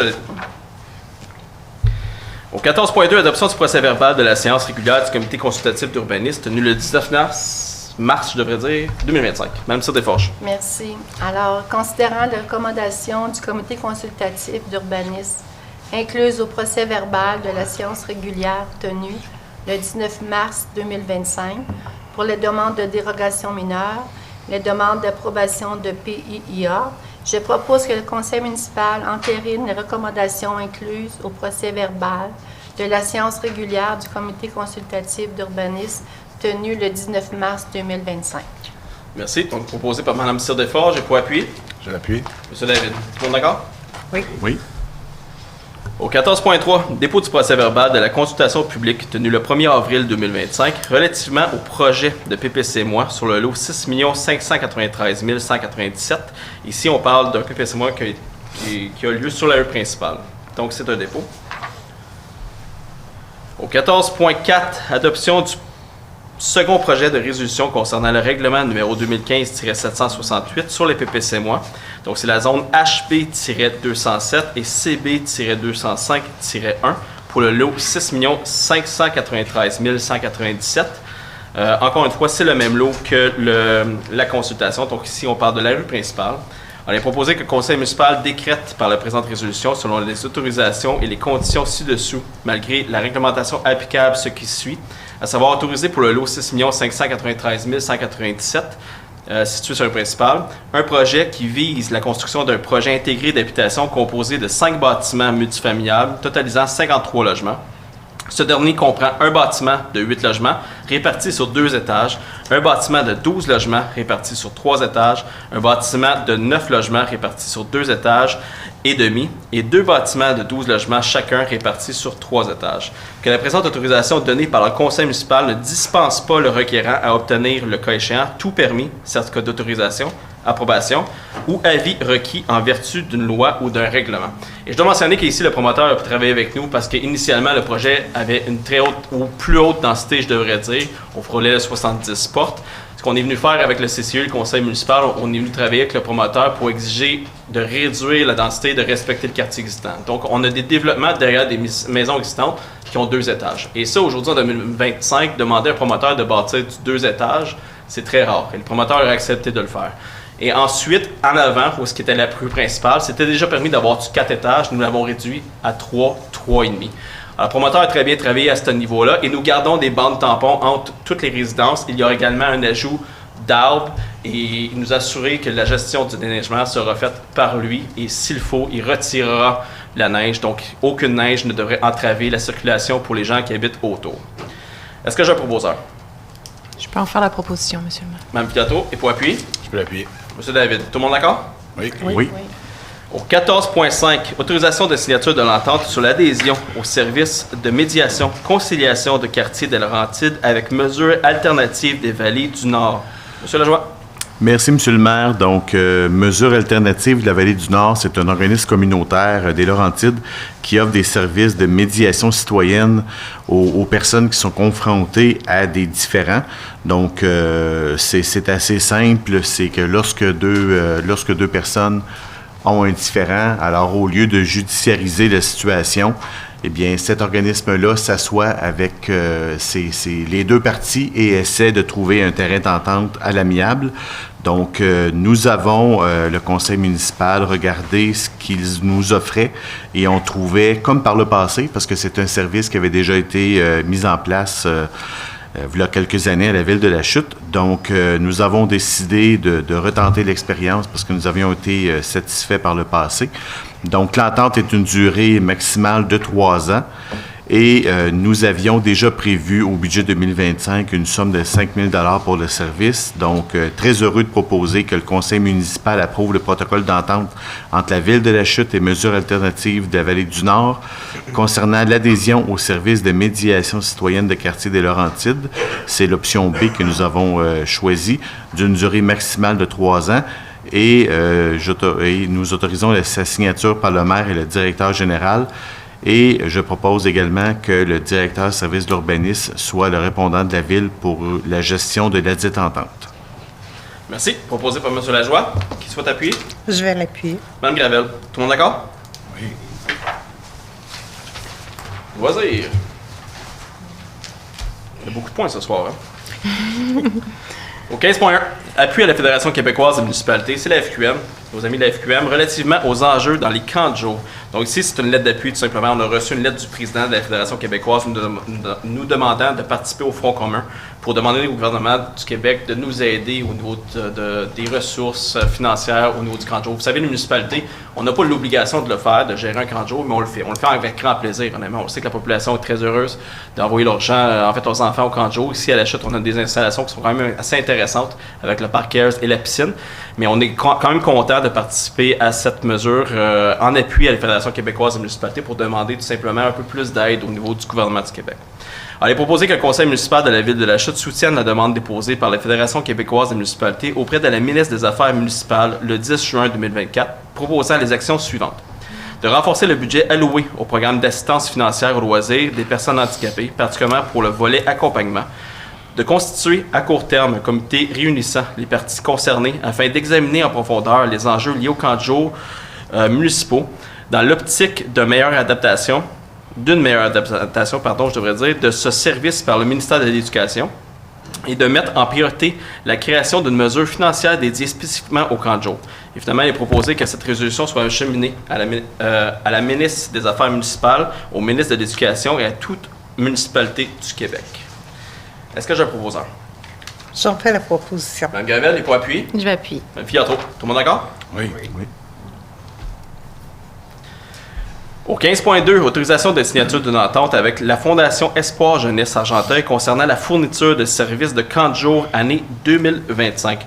Donc ici, l'entente que nous avions, honnêtement, c'était plus une entente de principe. Donc ça nous permet d'offrir aux jeunes avec des difficultés de santé mentale des soutiens adaptés et un environnement sécuritaire au sein de notre camp de jour. Et on était très contents de l'offrir, même qu'on souhaite assurer la pérennité.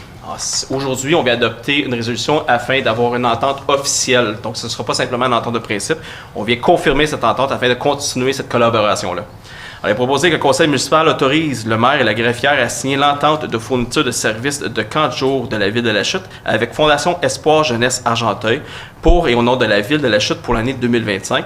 Et finalement, il est proposé que le conseil municipal mandate le service des loisirs, de la culture et de la vie communautaire pour assurer le suivi de cette entente. Est-ce que j'ai un proposeur? Je peux bien en faire la proposition, monsieur le maire. Mme Pietro, et pour appuyer? Je peux l'appuyer. Monsieur David. Tout le monde d'accord? Oui.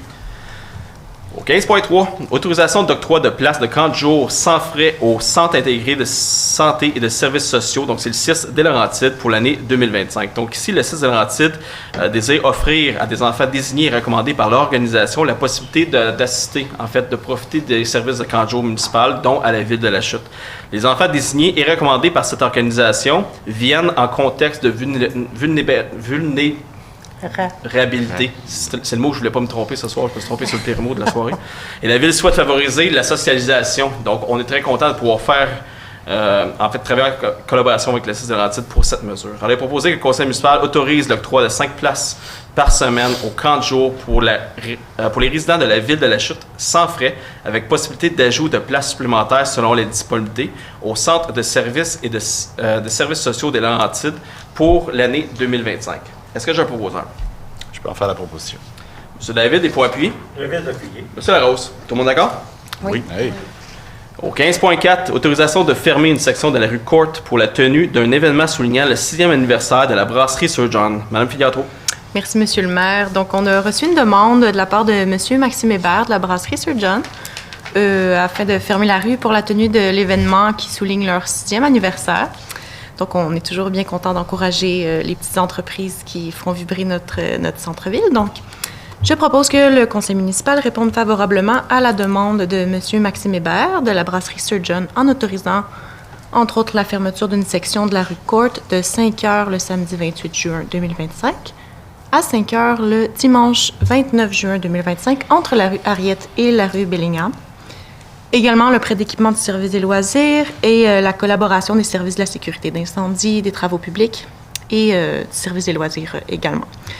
Évidemment que ça vient avec certaines conditions, comme fournir le nombre de bénévoles employés nécessaires, soumettre le plan de l'événement à la Sûreté du Québec pour ensuite le soumettre à la Ville, etc., avoir les permis RACJ, MAPAC et tout. Donc voilà. Merci. Proposé par Mme Filiatro, et pour appuyer. Je peux l'appuyer. M. David, tout le monde d'accord? Oui. 15.5. Autorisation de réservation sans frais du terrain synthétique pour la tenue d'un camp de soccer pour les écoles de soccer de Montréal. Donc, évidemment, c'est le terrain synthétique qui est situé derrière la polyvalente Lavigne. Donc, ici, juste pour vous expliquer, habituellement, notre tarification pour ce type de réservation-là, c'est 35 $ de l'heure. Mais ici, les écoles de soccer de Montréal offriront un rabais de 100 $ par joueur de notre région. Donc, ce qui représente un gain financier pour nos familles de 3 000 $. Donc, il nous fait plaisir d'offrir le plateau sportif de façon gratuite pour assurer le succès de cet événement-là, puis permettre à nos jeunes de pratiquer ce sport à l'aide de l'École de soccer de Montréal. Or, il est proposé que le conseil municipal autorise la réservation sans frais du terrain synthétique pour la tenue du camp de soccer des écoles de soccer de Montréal du 11 au 15 août 2025 de 8h à 17h. Est-ce que j'ai un proposeur? Je peux en faire la proposition. M. David, et pour appuyer? Je vais appuyer. M. Larose, tout le monde d'accord? Oui. Au 15.6, ratification de l'entente signée avec Loisirs Laurentides concernant la convention d'aide financière et l'entente de partenariat pour la mise en place et la gestion d'une centrale de prêt d'équipement Circonflex. Monsieur Lajoie. Merci, M. le maire. Donc, on se rappellera que Circonflex, c'est un programme qui est propulsé par Loisirs Laurentides. Loisirs Laurentides est un organisme, évidemment, des Laurentides qui fait la promotion des saines habitudes de vie. Donc, nous avions déjà entamé des démarches en 2024 pour ce projet-là, Circonflex à la chute.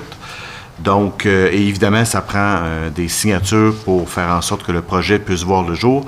Donc, je propose que le conseil municipal ratifie l'entente signée par le directeur du service des loisirs, de la culture et de la vie communautaire avec Loisirs Laurentides le 28 et 31 mars 2025 concernant la convention d'aide financière et l'entente de partenariat pour la mise en place et la gestion d'une centrale de prêt d'équipement Circonflex. Et pour apporter quelques précisions, vous permettrez, dans le fond, ici, on est très content, on parle souvent d'accès à l'eau. Eh bien, ici, on parle de paddleboard et tout d'autres, en fait, équipements qui vont être prêtés à libre service, sans coût pour la municipalité, au parc Richelieu. Dans le fond, je ne sais pas si on va me faire taper sur les doigts par le directeur des loisirs, là. J'annonce que c'est au parc Richelieu. Alors, donc, on pense que c'est très intéressant. Donc, on est content de participer à ce programme qui est encore une fois un coup nul pour la municipalité. Proposé par M. Lajoie. Et pour appuyer? Je vais l'appuyer. Mme Gravel, tout le monde d'accord? Oui. Au 15.7, ratification du bail pour lieu de scrutin. C'est vrai, on est rendu là avec le directeur général des élections du Canada pour la location de la salle de la Villa Montjoie. M. Lajoie. Merci, M. le maire. Donc, vous l'avez bien expliqué dans le titre. Alors, tout le monde est sans savoir qu'il y a des élections qui se préparent au niveau fédéral très bientôt. Donc, évidemment, ça prend un local pour qu'Élections Canada puisse faire en sorte qu'on exerce notre droit de vote.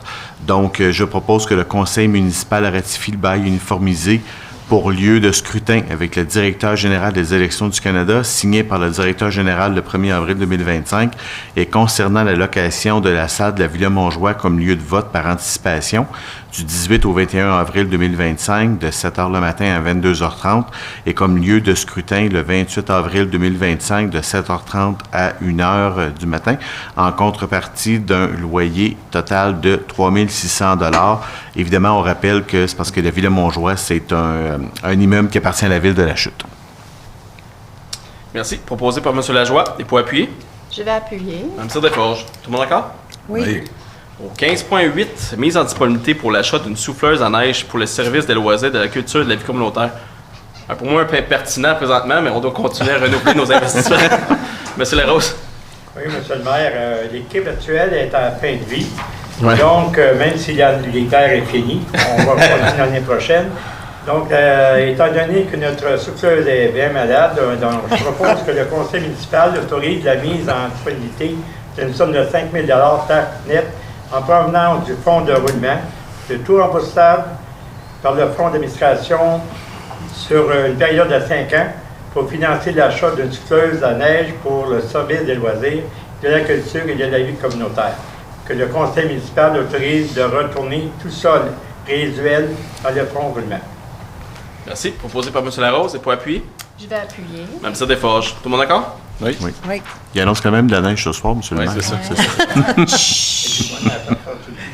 Au 15.9, remboursement des frais pour les jeunes de la chute évoluant dans divers sports au niveau AA et AAA et pour Select du Nord, hockey. Abrogation de la résolution 125-3-2018. Mme Cyr Desforges. Merci, M. le maire. Alors, nous, ici, à la Ville de la Chute, nous sommes fiers d'encourager nos jeunes sportifs. Alors, cette résolution permettra le remboursement des frais de non-résidents pour les athlètes s'inscrivant dans une association sportive reconnue située à l'extérieur du territoire de la Chute, à condition que cette association ne soit pas couverte par une entente intermunicipale ou régionale.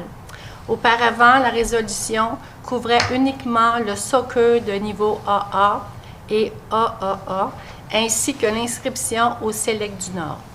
Cette modification élargit donc l'application du remboursement à d'autres disciplines sportives de niveau AA et AAA. L'objectif est d'assurer un soutien équitable aux jeunes athlètes de la chute qui doivent s'inscrire dans des associations hors territoire pour pratiquer leur sport à un niveau compétitif non offert localement.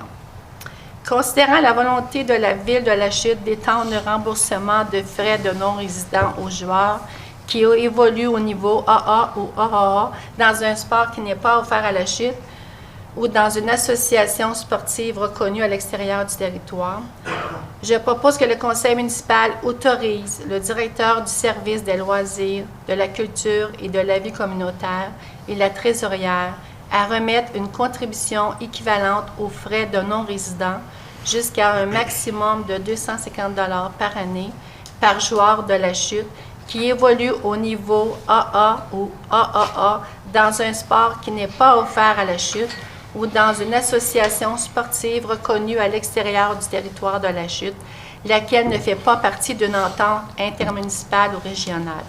Que le conseil municipal autorise le directeur du service des loisirs, de la culture et de la vie communautaire et la trésorière à remettre une contribution de 500 $ par saison par joueur de la chute qui évolue au hockey avec le Select du Nord.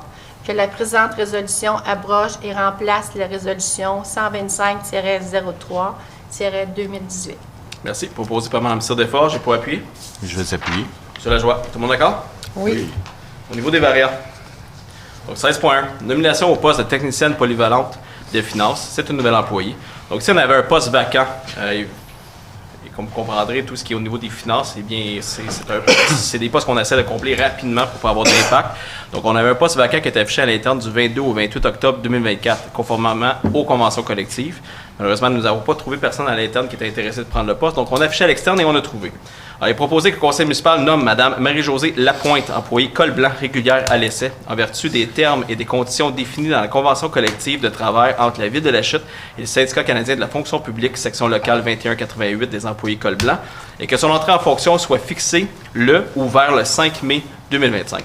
Il est également proposé que le conseil municipal autorise l'embauche de Mme Marie-Josée Lapointe dans la fonction de technicienne polyvalente des finances lorsqu'elle, celle-ci, aura complété avec succès la période d'essai de 650 heures de travail, et ce, à la suite d'une recommandation favorable du directeur service des ressources humaines et de la directrice du service des finances et trésorière. Est-ce que j'ai un proposeur? Je vais faire la proposition. Mme Cyr Desforges, j'ai pas appuyé. Je vais appuyer. Monsieur Lajoie, tout le monde d'accord? Oui. Au 16.2, suspension sans solde d'un employé col blanc. Donc, si un rapport a été fait par le directeur général adjoint de proximité à moi le 28 mars 2025, on a avisé le conseil municipal le 7 avril 2025. Et suite aux conclusions de l'enquête interne, on est arrivé à la conclusion qu'on devait sanctionner, en fait, faire une sanction disciplinaire à l'employé. Alors, il est proposé que le conseil municipal entérine la suspension avec traitement du 27 mars 2025, autorisé par le directeur général adjoint, service de proximité. Et finalement, il est proposé que le conseil impose, suite aux conclusions de l'enquête interne, une suspension sans traitement d'une durée de 3 jours de l'employé 11-00-0014 et autorise le directeur service des ressources humaines à procéder à l'application de cette sanction. Est-ce que j'ai un proposeur? Je vais faire la proposition. Monsieur Lajoie, pour appuyer. Je vais l'appuyer. Gravel, tout le monde d'accord? Oui. Point 17, deuxième période de questions. Est-ce que j'ai des questions dans la salle? Juste au micro et vous nommer, s'il vous plaît. Monsieur le maire, Bonsoir. Jean-François La Jeunesse, de la rue Baron, à la Chute. J'ai habité 19 ans à Sainte-Thérèse, sur une rue résidentielle. J'ai jamais eu de roche sur mon terrain. Ici, cette année, on n'a pas eu un hiver, un gros hiver, peut-être un peu plus que l'année passée. L'année passée, on n'a rien eu. On a eu de la neige à partir du 15 janvier à peu près. On a eu 2 tempêtes au mois de février. 5 ou 6 jours de différence. On n'a eu aucun épisode de verglas. Et puis j'ai un tas de roches sur mon terrain. Puis ça, c'est pire d'année en année. Ouais. Sauf l'année passée, comme je vous dis. J'ai vu votre courriel. Puis M. David a travaillé avec moi. On est allé voir sur le terrain, on a pris des photos. On a premièrement... Je les ai enlevés. Oui, là, je comprends. Bon, mais on est allé avant. J'ai même des photos avec la roche un peu partout. Donc, premièrement, ce que je peux vous dire, c'est que la municipalité de la Chute, on fait les meilleures pratiques qui est suggérée par le ministère. Donc, l'application de la roche est une pratique qui est recommandée parce que l'application du sel et du calcium, surtout lorsqu'il y a des pluies de l'eau, il y a des impacts au niveau de l'environnement et autres que je peux facilement justifier. Et c'est pas ici qu'on va avoir le débat, c'est des recommandations ministérielles. Par la suite, j'ai validé au niveau des travaux publics, on a répandu moins de roches que les années passées, au niveau du tonnage et tout. Donc, je comprends que ça amène certaines problématiques. C'est une problématique qu'on a un peu partout. Mais malheureusement, on a, tu sais, je veux dire, faut pas dire, mais il y a moins de roches que les années dernières qui ont été répandues. J'en ai plus cette année. Peut-être que c'est au niveau de la neige, de la façon qu'elle a été récoltée et tout, je comprends, mais on n'arrêtera pas de répandre de la roche. On ne transférera pas vers du calcium ou du sel. C'est une procédure qui est recommandée par le ministère, surtout dans un secteur comme le vôtre. Bon, pourtant, le climat est le même à Sainte-Thérèse qu'à la Chute. Et puis, à Sainte-Thérèse, il n'y avait pas d'accident, il n'y avait pas de... Non, mais il était écologique, nous autres, avec. Aussi répand la Il n'y avait roche, pas de dépendamment roche. des secteurs. Non, il n'y avait pas de roche. Mais écoutez, moi, ce que je vous dis, vous êtes nouveau résident depuis 2-3 ans. C'est Non, pas la depuis première année. Mai 21. Mai 21. Oui. 3-4 ans. Il y a eu une année où il n'y avait pas eu de roche tellement, c'est l'année passée. OK. Puis je pourrais dire à M. David, là, quand j'ai envoyé mon courriel, le travail avait déjà été fait. On est allé le même jour. On a vu des photos des voisins. Oui, le même jour. Moi, Très bien. On a observé moi, j'ai enlevé les roches le jeudi, puis je vous ai envoyé un courriel OK. 2 ou 3 jours après. Monsieur Le Lajeunesse. travail était déjà fait. Puis j'étais exténué. Moi, j'aimerais savoir à qui j'envoie la facture. Vous pouvez faire une réclamation, aller sur le site web au niveau du département du greffe, vous pouvez faire une réclamation si vous voulez. Là, je l'ai faite moi-même. J'étais fatigué, mais l'année prochaine, je ne le referai pas. Il y je aura le fais l'année à faire, prochaine. puis je vais vous envoyer la facture. Ben, écoutez, moi, je peux vous aviser, puis je vous le confirme présentement, il y aura encore épandage de roche l'année prochaine. Et puis l'autre affaire, j'aimerais redire ce soir, ça serait de réduire la vitesse. Ouais, j'ai vu votre courriel aussi. 30 km/h pour Baron.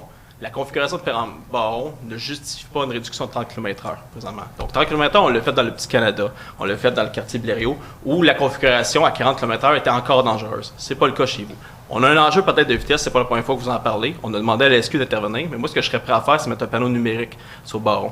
Donc, panneau numérique, c'est une dissuasion. Donc, généralement, les gens lèvent le pied, mais aussi, ça nous permet d'enregistrer la vitesse et on le voit, c'est vraiment problématique. Et avec ces données-là, on est capable d'avoir plus de puissance au niveau du... puissance, c'est pas de la puissance, mais plus d'arguments au niveau de la SQ pour intervenir. Par la suite, si on voit qu'il y a réellement des problématiques dépendamment des heures, on peut mettre, nous, des dispositifs pour réduire la vitesse. On le fait dans d'autres secteurs aussi.